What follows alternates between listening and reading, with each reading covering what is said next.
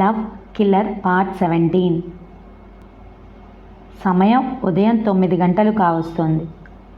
Main road మీదుగా అమిత వేగంతో దూసుకువస్తోంది ఒక కారు. ట్రాఫిక్ రూల్స్ని కూడా పట్టించుకోకుండా దూసుకువస్తున్న ఆ కార్ని గమనించి భయాందోళనతో హాహాకారాలు చేస్తూ పక్కలకి తొలగిపోతున్నారు మెయిన్ రోడ్ మీద అటూ ఇటూ తిరుగుతున్న జనం. అదే సమయంలో భుజానికి విరేలాడుతున్న స్కూల్ బ్యాగ్ను మోయలేక మోస్తూ రోడ్ని క్రాస్ చేయబోతున్నది 7 ఏళ్ల పాప. జనం భయాందోళనతో అరుస్తూ అటూ ఇటూ పరుగులు తీయటం గమనిస్తూ రోడ్ మధ్యకు వచ్చేసింది. భూతంలా దూసుకువస్తున్న కార్ను చూడలేదు పాప. రోడ్ను క్రాస్ చేయబోతున్న ఆ పసిదాన్ని పట్టించుకునే స్థితిలో లేడు కార్ డ్రైవర్. సరిగ్గా 10 సెకండ్లు ఆలస్యమై ఉంటే కారు ఢీకొట్టి రబ్బర్ బాల్లా ఎగిరి అవతల పడి ఉండేది పాప. తల పగిలి ముక్కలై నడి రోడ్డు మీదే ప్రాణాలు వదిలి ఉండేది. అంతలో కాలేజ్కి వెళుతూ తన హీరో హోండా బైక్ మీద అటుగా వచ్చిన విశ్వనాథ్ ఆ దృశ్యాన్ని గమనించి ఉలిక్కిపడ్డాడు. కార్ డ్రైవర్ను అడ్డుకునే అవకాశం కానీ పాపను హెచ్చరించే వ్యవధి కానీ అతనికి లేకపోయింది. అలాగని ఆలస్యం చేయలేదు అతను. రెండో ఆలోచన లేకుండా యాక్సిలరేటర్ బలంగా తిప్పుతూ బైక్ను రోడ్డుకి అడ్డంగా పరుగులు తీస్తూ పోయి గ్రద్ద కోడిపిల్లను తన్నుకుపోయినట్టు కుడి చేత్తో పాప రెక్క పుచ్చుకుని ముందుకు పోయాడు. వెంట్రుక వాసిలో తప్పిపోయింది ఆ పాపకు ప్రమాదం.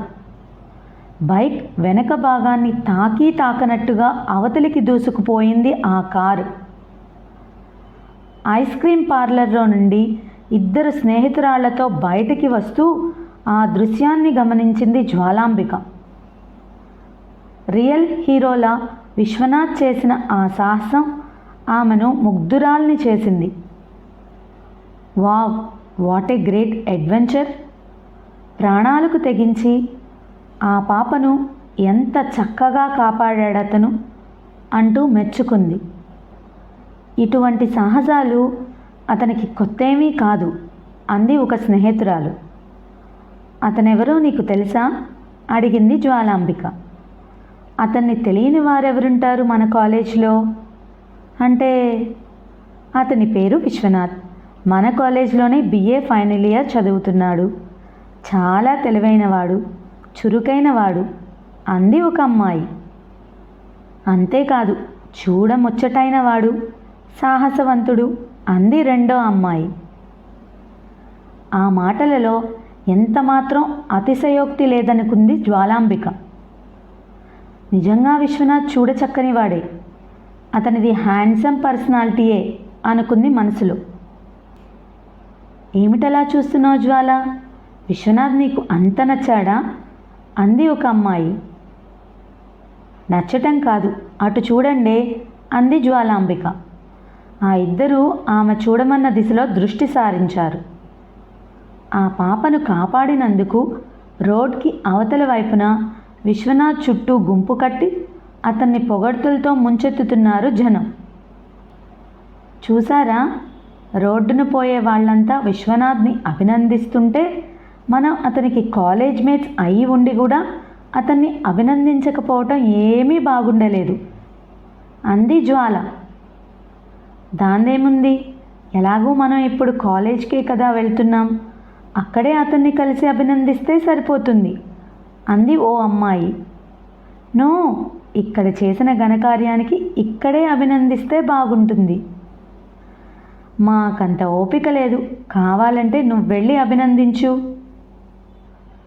వై నాట్, తప్పకుండా అభినందిస్తాను అంటూ పార్కింగ్లో ఉన్న తన ఇండికా కార్ దగ్గరికి వెళ్ళి ఎక్కి కూర్చుంది జ్వాల. ఆమెను అనుసరిస్తూ వెళ్ళి కారెక్కారు మిగతా ఇద్దరు. జ్వాల కార్ను స్టార్ట్ చేసి రోడ్ను క్రాస్ చేసి అటు వెళ్ళి అంతకుముందు విశ్వనాథ్ అభినందించబడుతున్న చోట కారు ఆపింది. విశ్వనాథ్ అక్కడ కనిపించలేదు. ఆమె రోడ్ను క్రాస్ చేసి అటు వెళ్ళేసరికి పాపను మోటార్ బైక్ మీద ఎక్కించుకుని అక్కడి నుంచి వెళ్ళిపోయాడు. ఆ విషయాన్ని ఎవరో చెప్పగా విని నీరసంగా నిట్టూరుస్తూ కారును కాలేజ్ వైపుకు పరుగులు తీయించింది జ్వాలాంబిక. సెకండ్ అవర్ ప్రాక్టికల్స్ ఎగ్గొట్టి విశ్వనాథ్ కోసం కాలేజీ అంతా వెతికింది జ్వాలాంబిక. అవర్ పూర్తి కావస్తుండగా కాలేజ్ ఆవరణలో ఒక పక్కగా నిర్మించబడిన క్యాంటీన్లోంచి తన స్నేహితులతో పాటు వస్తూ కనిపించాడు విశ్వనాథ్. హలో మిస్టర్ విశ్వనాథ్ అంటూ పిలిచింది జ్వాలాంబిక. అంతకు ముందెన్నడూ ఆమెను కాలేజీలో చూసి ఉండకపోవటంతో ఆమె తనను పేరు పెట్టి పిలవటం విపరీతమైన ఆశ్చర్యాన్ని కలిగించింది అతనికి. ఎవరా ఈ అమ్మాయి? స్టైల్గా అడుగులు వేసుకుంటూ తన వైపు వస్తున్న ఆమెనే చూస్తూ అడిగాడు తన పక్కనున్న స్నేహితుడిని విశ్వనాథ్. కొత్తగా కాలేజీలో చేరింది బాసు, పేరు జ్వాలాంబిక, బీఎస్సీ స్టూడెంట్ చెప్పాడు ఒక ఫ్రెండ్. నువ్వు భలే అదృష్టవంతుడివి గురు అన్నాడు ఇంకొక ఫ్రెండ్. అదృష్టం ఏమిటి అన్నాడు విశ్వనాథ్. జ్వాల కాలేజీలో చేరి ఇంకా వారం కూడా పూర్తి కాలేదు. ఇంతలోనే నీ పేరు తెలుసుకుని నిన్ను వెతుక్కుంటూ రావడం అదృష్టం కదూ. ఏడిసావులే నోర్ముయ్ అన్నాడు విశ్వనాథ్. అంతలో జ్వాల వాళ్ళ దగ్గరికి వచ్చేసింది. అరగంట నుంచి మీకోసం అంతా వెతుకుతున్నాను అంది. నా కోసం వెతకడం ఏమిటి? ఇంతకు మీరెవరు? నా పేరు జ్వాలాంబిక, కాలేజీలో కొత్తగా చేరాను. నాతో మీకేం పని? పని కాదు, మిమ్మల్ని అభినందించాలని. అభినందించాల్సినంత ఘనకార్యం నేనేం చేశానని? మార్నింగ్ మెయిన్ రోడ్లో మీరు ఆ పాపను కాపాడటం నేను కళ్ళారా చూశాను. It is a fantastic save. ప్రాణాలకు తెగించి మీరలా కాపాడటం నన్ను ఎంతగానో ముగ్ధురాల్ని చేసింది. Congratulations and glad to meet you అంటూ కరచాలనం కోసం ఆతృతగా చేయి సాచింది జ్వాలాంబిక. అతను ఆమె చేయి అందుకోలేదు. థ్యాంక్స్ అంటూ సంప్రదాయబద్ధంగా 2 చేతులు జోడించాడు. ఆశ్చర్యపడింది జ్వాల. వెంటనే తేరుకుని తను కూడా చేతులు జోడించింది. మన మొదటి పరిచయానికి గుర్తుగా అందరం కూల్ డ్రింక్స్ తీసుకుందాం అంది జ్వాల. విశ్వనాథ్ తప్ప మిగతా అందరూ ఓఎస్ అన్నారు. ఇక చేసేది లేక తను కూడా తల ఊపి పదండి క్యాంటీన్లోకి వెళ్ళి త్రాగుదాం అన్నాడు విశ్వనాథ్. వాట్, ఇక్కడ ఈ డర్టీ క్యాంటీన్లో కూర్చుని కూల్ డ్రింక్స్ తాగటమా? ఇంపాసిబుల్. నాతో రండి, అందరం ఏదైనా ఎయిర్ కండిషన్ కూల్ డ్రింక్స్ పార్లర్కి వెళ్ళి తాగుదాం అంది. ఆశ్చర్యంగా ఒకరి ముఖాలు ఒకరు చూచుకున్నారు అందరూ.